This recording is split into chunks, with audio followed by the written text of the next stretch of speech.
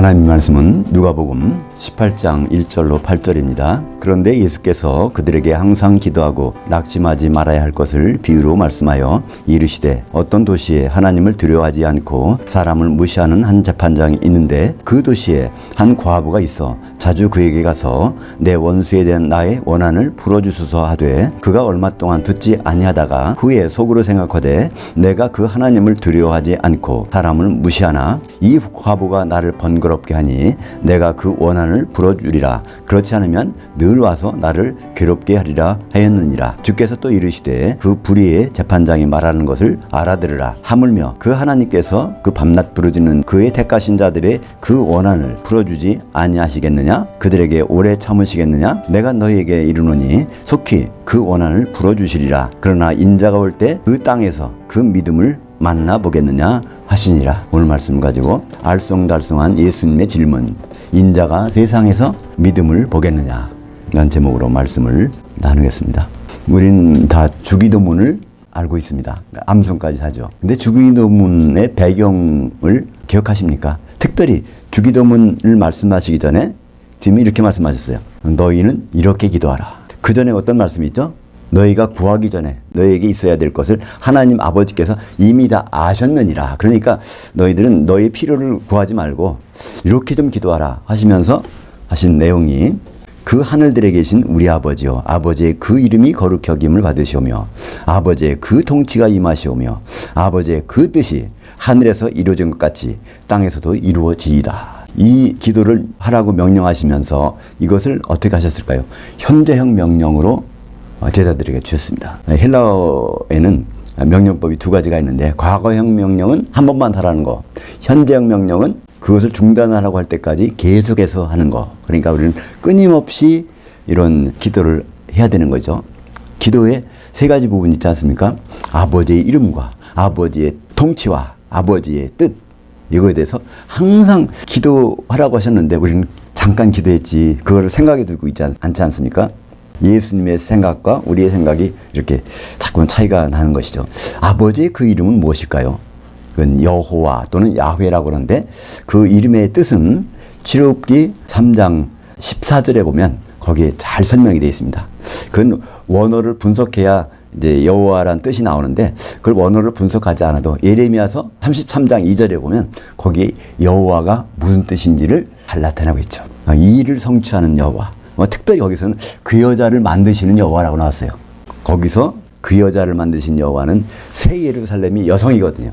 새 예루살렘을 이루시는 여호와. 그게 이제 여호와 하나님의 이름입니다. 여호와 하나님께서는 그 이름값을 하시겠다는 거예요. 끝까지. 그래서 그 이름이 어떻게 이름값이 이루어질까요? 아버지의 통치를 통해서 지금 이 하늘들에서 계신 아버지께서 통치를 해서 그것이 통치가 맞춰지는 순간에 그 뜻이 이루어진다는 것입니다. 근데 그 뜻은 언제 생겼을까요?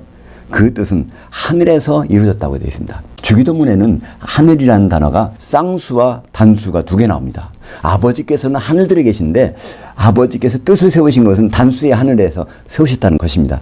고린도후서 12장 2절에 보면 거기에 단수의 하늘이 나옵니다. 그걸 뭐라고 하죠? 셋째 하늘.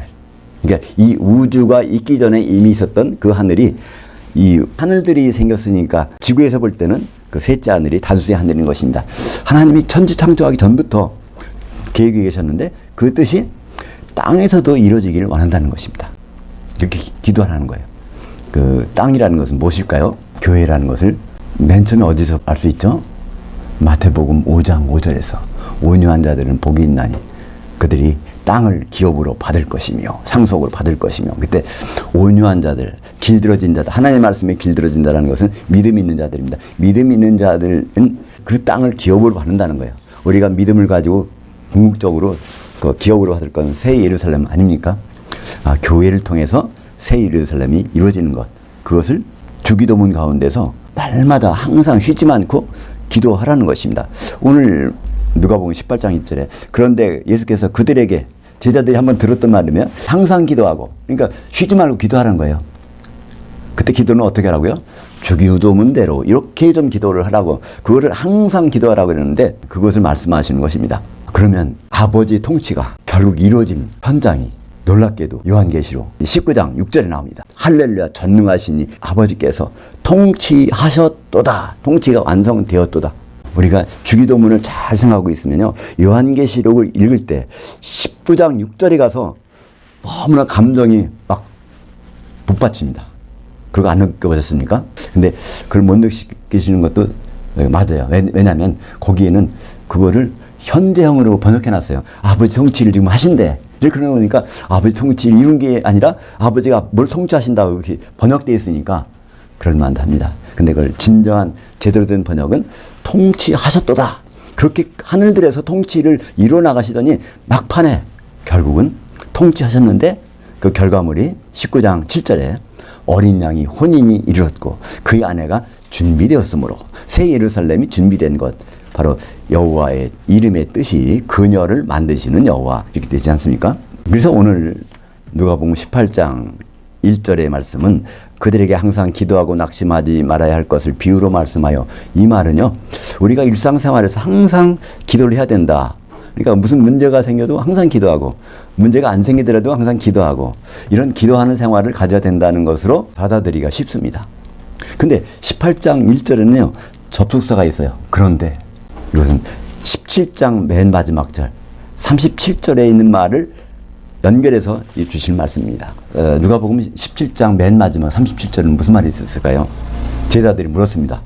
그런 심판하는 일이 어디서 벌어집니까? 그러니까 주님이 말했어요. 그 몸이 있는 곳에 그 독수리들이 함께 모임을 당하느니라. 독수리들이 함께 이끌려서 그곳에 가느니라. 바로 예수님이 공중에 재림하시고 거기 성도들이 독수리들이 되어서 거기에 올라가는 그 장면을 말씀하시고 바로 여기 18장 1절에 가는 겁니다. 그러니까 그 자리는, 독수리들이 모이는 자리는 그냥 가서 끝나는 자리가 아니라 거기 가서 어떤 일이 있다는 거예요. 심판이 일어난다는 것입니다. 두 여자가, 두 남자가 바로 심판이 일어나는 그 자리가 있기 때문에, 그런데 예수께서 그들에게 항상 기도하고 낙심하지 말아야 할 것을 비유로 말씀하여, 그래서 바로 주기도문의 내용을 항상 기독하고, 그것이 아직은 눈에 안 보이더라도, 어린 양의 혼인이 눈에 안 보이더라도 절대로 낙심하지 말 것을, 이것을 비유로 말씀하십니다. 그 다음에 비유가 나옵니다. 2절, 3절을 볼까요? 이르시되 어떤 도시 하나님을 두려워하지 않고 사람을 무시하는 한 재판장이 있는데 그 도시에 한 과부가 있어 그에게 가서 내 원수에 대한 나의 원한을 풀어주소서 하되. 이 비유를 보면은 여기에 세 가지 사람이 나옵니다. 과부가 나와요. 그 다음에 과부의 원수가 나옵니다. 그 다음에 재판장이 나와요. 그죠? 근데 이 과부와 원수와 재판장, 이것은 무엇을 패러디 했을까요? 과부라는 것은 교회, 우리가 결국 주님과 혼인해야 되는 그런 상태니까. 그리고 그 고소인은 마귀, 그리고 이 세상의 재판장은 결국은 의로운 재판장 돼서 이것을 이렇게 비유로서 설명해 주시는 것입니다. 주님은 하나님을 두려워하지 않고 사람을 무시하는 그 재판장도 결국은 그녀의 원한을 풀어주었으니 그 불의의 재판장이 말하는 것을 알아들으라고 하시며 의로우신 하나님께서 반드시 택하신 자들의 원한을 풀어주실 것이라고 말씀하십니다. 누가복음 18장 7절이 결론이 있지 않습니까? 하물며 그 하나님께서 그 밤낮 부르짖는 그 택하신 자들의 그 원한을 풀어주지 아니하시겠느냐? 그들에게 오래 참으시겠느냐? 그러니까 재판장이 나온다는 것은 결국은 심판이 있다는 얘기입니다. 그러면 주님은 언제 심판하실까요? 주님이 공중에 재림하신 그때 원한이 풀어질 텐데 그것에 대해서 염려하지 말라는 것이죠. 우리는 이 비유를 현실 생활에 적용하면서 세상에 여러 가지 문제를 당할 때마다 기도하고 응답받으려고 합니다. 왜냐하면 부르짖는 기도를 이렇게 들어주신다고 했으니까. 하지만 우리는 본문 1절에 주의해야 됩니다. 그런데 예수께서 그들에게 항상 기도하고, 항상 기도할 것은 어떻게 해요? 너희는 이렇게 좀 기도하라. 그것이 바로 주기도문의 내용이고, 주기도문의 내용은 아버지의 통치가 이루어지도록 기도하라는 그 내용 아니겠습니까? 아버지 통치가 이루어지는 것이 공중에 올라가서 거기서 심판하는 그 근거가 되니까 그렇지 않습니까?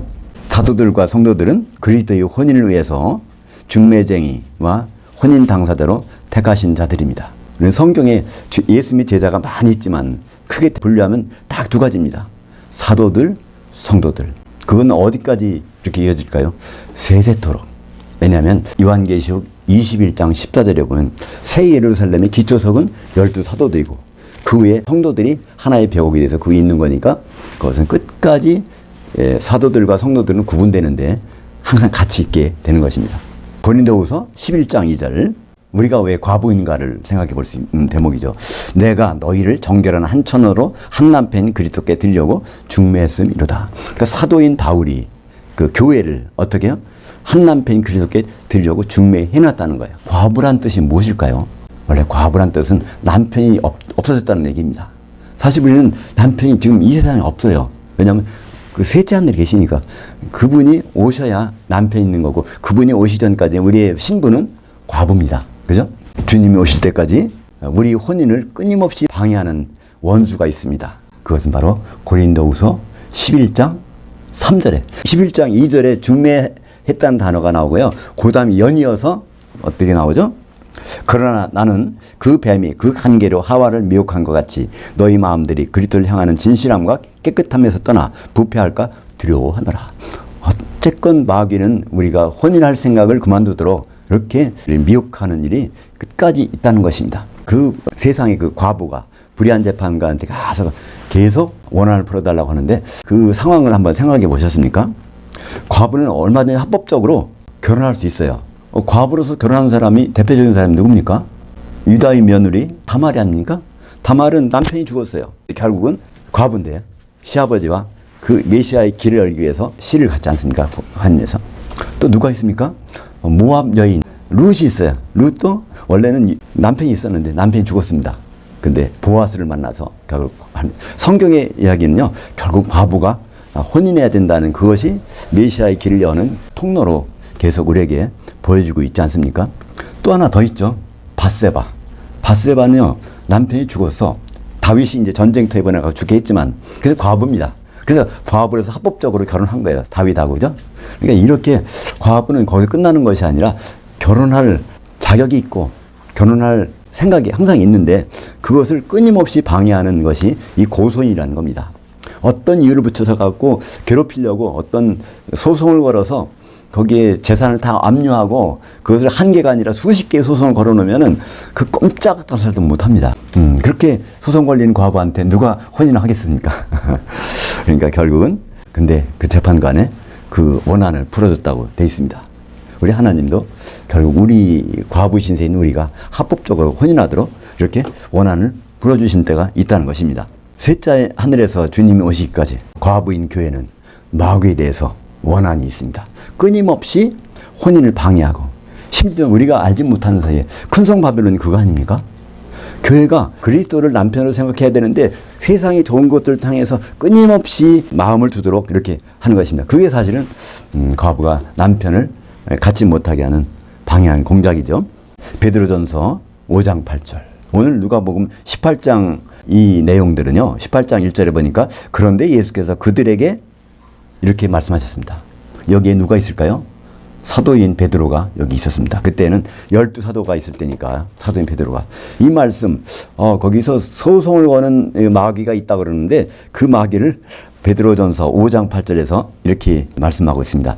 근신하라 깨어라 너희 원수 고서인 안티디코스 마귀가 우는 사자와 같이 두루다니며 삼킬 자를 찾나니, 어떻게 하든지 이 과부가 혼인 못하도록 이렇게 이유를 만들어서 혼인 못하도록 이렇게 끊임없이 하고 있다는 것입니다.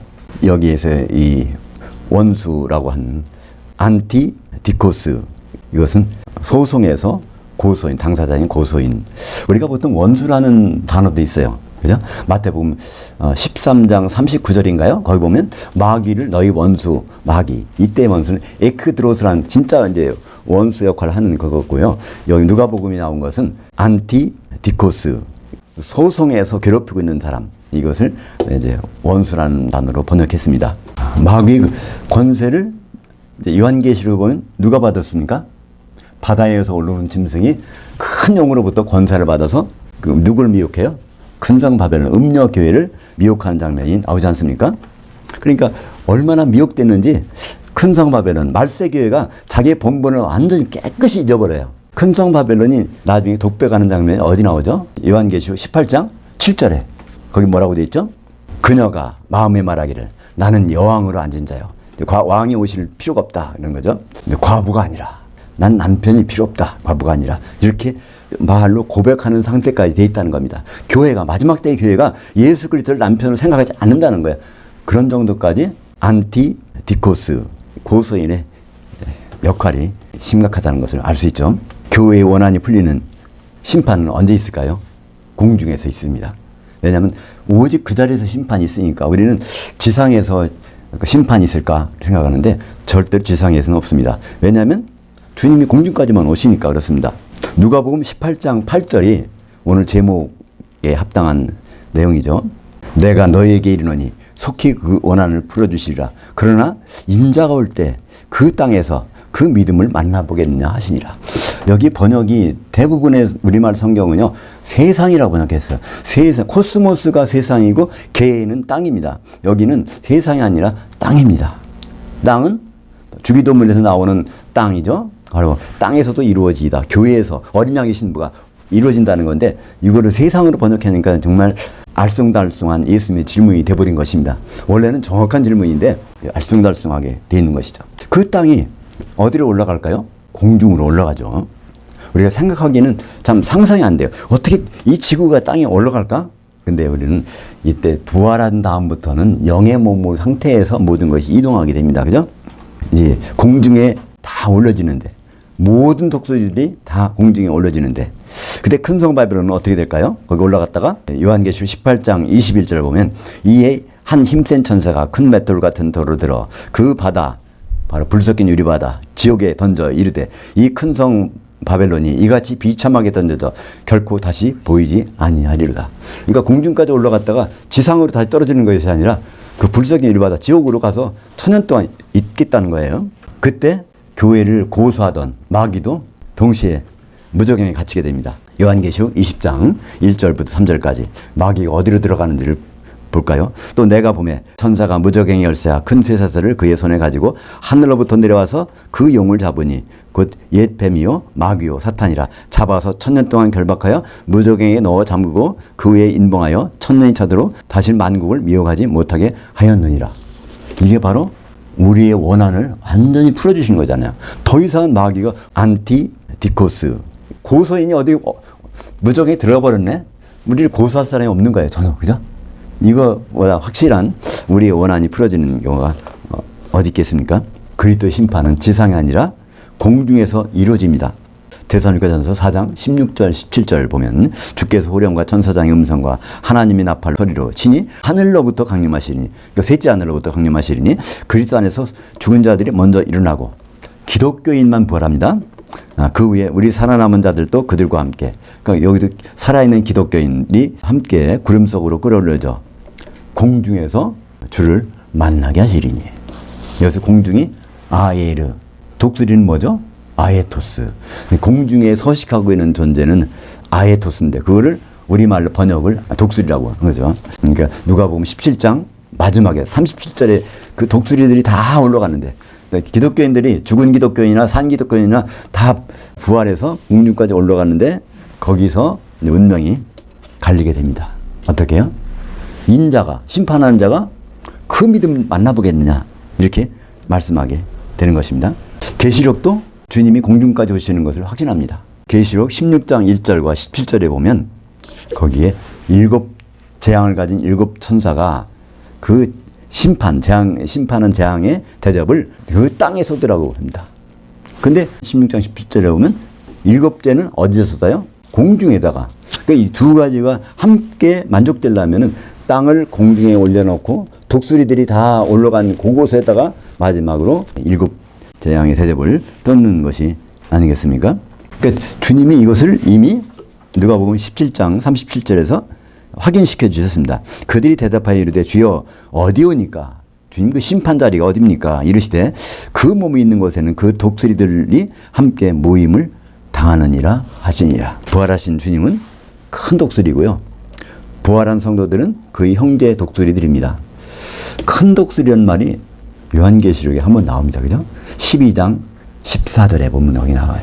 큰 독수리의 2 날개를 받아서 한때 두때 반때를 양육받는 것. 그러니까 전 3년 반에 부증인에 의해서 양육받는 교회의 모습을 설명할 때 거기에 예수님을 큰 독수리라고 이렇게 말씀하고 있는 것이죠. 그러면 공중에서 심판할 때 거기서 주님이 만나보고 싶으신 그 믿음은 무엇일까요? 베드로전서 1장 5절에 그 믿음에 대해서 설명합니다. 너희는 말세에 나타나기로 예비하신 구원. 말세, 세상 끝에 나타난다는 것이 있어요. 그 혼의 구원이죠. 영의 구원은 우리가 거듭날 때 받는 거지만은 마지막에 혼의 구원을 얻기 위해서 믿음으로 말미암아 하나님의 능력으로 보호하심을 받고 있느니라. 하나님의 능력, 디나미스가 뭘까요? 성령이죠. 그죠? 성령으로 우리는 보호를 받고 있는 거예요. 성령이 없으면 우리는 큰일 나니까. 베드로전서 1장 5절에 그렇습니다. 그래서 결론이 나옵니다. 베드로전서 1장 9절에 믿음의 시작은 영의 구원이지만 믿음의 결국은 혼의 구원이라는 것입니다. 베드로전서 1장 9절 너희의 그 믿음의 결국은 혼들의 구원을 받음이라. 여기에 그 믿음, 여기 정관사가 있어요. 그 믿음, 혼들의 구원을 받은 그 믿음이 오늘 누가복음 18장 8절에 인자가 올 때 그 땅에서 그 믿음, 혼들의 구원을 받은 정관사 그가 있는 그 믿음을 만나보겠느냐. 그 믿음을 갖고 있는 사람, 성령의 기름을 준비하고 소멸하지 않고 있는 사람이 정말 몇 명이 되겠느냐 이렇게 말씀하시는 것입니다. 그리스도의 혼인에서 중매쟁이 사도들이 바라는 바가 뭘까요? 사도들이 바라는 바는 딱 한 가지입니다. 그 바라는 바를 데살로니가전서 5장 23절에서 자세히 설명해 주고 있습니다. 한번 볼까요? 평안의 그 하나님이 친히 너희를 온전히 거룩하게 하시고 그 하나님 단수입니다. 평안의 하나님은 누구시죠? 평안은 하나 되게 하시는 에이레네는 결합시킨다는 것인데 결합시키는 하나님은 누구예요? 성령이. 그러니까 성령님께서 너희를 온전히 거룩하게 하시고 너희라는 건 복수입니다. 수많은 복수 사람들. 오온이라는 것은 100% 지체들이라는 뜻입니다. 한 조각도 예외가 없이 온전한 지체. 그 영과 혼과 그 몸, 이건 다 단수입니다. 그 영과 혼과 몸, 이것은 무엇일까요? 어린 양의 신부로서의 영과 혼과 그 몸 하나가 되는 그것이 우리 주 예수 그리스도께서 강림하실 때, 여기는 생략됐지만 어디로? 공중으로 강림하실 때 흠없게 보존되기를 원하노라. 이게 중매쟁이가 바라는 바입니다. 그죠? 자기 역할이 그것으로 끝나는 거야. 그 마지막 순간에 혼인이 잘못되면 중매쟁이가 주님 앞에서 얼굴 들지 못할 거 아니에요. 그죠? 그러니까 중매쟁이는 바로 이 기도를 하고 있고, 이 기도를 누구 보고? 성도들에게 들으라고. 제발 좀 이렇게 해줬으면 좋겠다고 데살로니가 교회에게 말씀하고 있는 것입니다. 기도하겠습니다. 하나님 아버지, 주님은 반드시 공중으로 오십니다. 우리들은 독수리들이 되어서 큰 독수리인 주님 만난 터인데 그 자리에서 주님은 만나보고 싶은 그 믿음이 있다고 하셨습니다. 바로 혼인잔치에 들어갈 수 있는 그 믿음, 우리가 성령의 기름을 준비해서 마지막 때 거기서 원한이 풀리는 일이 이루어질 수 있도록 인도하여 주시옵소서. 예수님 이름으로 기도합니다. 아멘.